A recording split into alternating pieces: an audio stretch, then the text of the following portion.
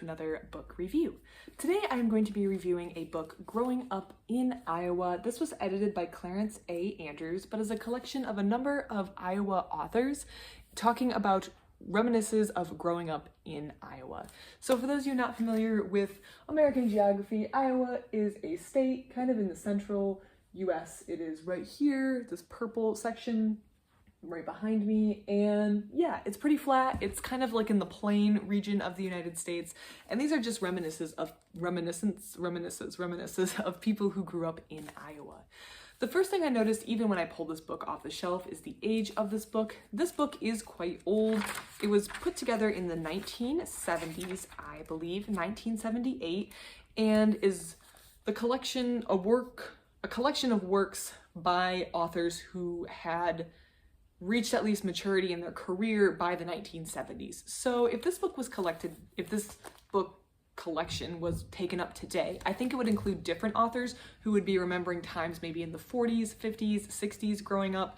But by nature of the time this book was written, it was written at a time where these authors were thinking about the 1890s to maybe 1930s, and then that time through there and what growing up in that time was like.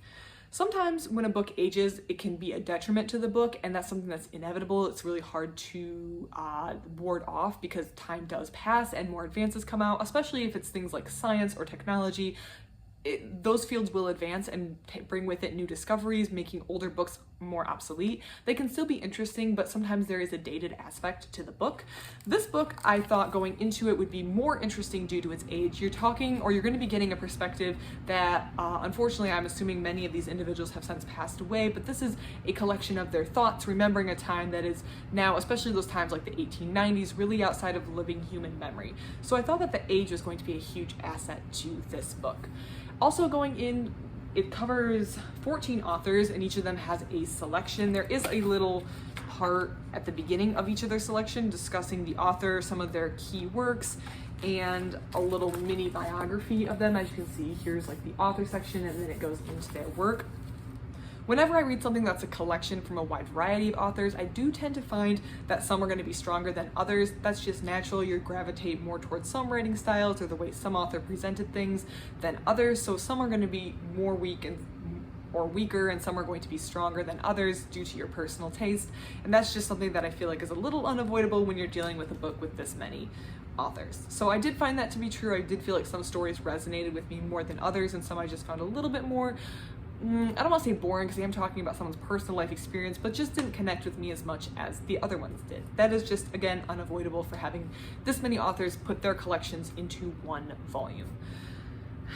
This book was interesting. I do have to give it that. I did like the looking back at the way that life was and the way that things were done in Iowa in this time frame that, like I've said, a lot of these are going to be outside living human memory. Maybe not like the 1930s and 1940s. There's still plenty of people who remember the 1930s and 1940s that are alive today, but some of those earlier ones like the 1890s, that is definitely outside living human memory at this point, and I think it's just interesting to have a record and a collection of a time that, well, in the whole span of human history is relatively close, but we can see how far we've come. On that how far we've come note, something that is definitely immediately going to strike a reader is some of the language and attitudes that are exhibited in this book.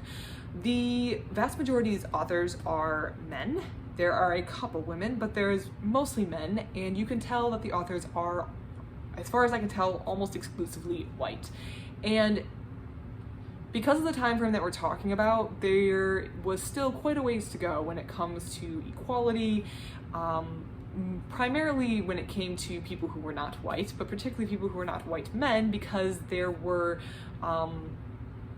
and you can see that in this book. And I think it's very striking to a modern reader, someone who is a little further removed from the time, some of the ways those people were spoken about or referred to, and also just some of these remembrances, which is also kind of humbling to realize how close we are to a time where we didn't treat other people the way that we should have. And it's humbling in one sense to be like, oh, this is only 120, 130 years ago.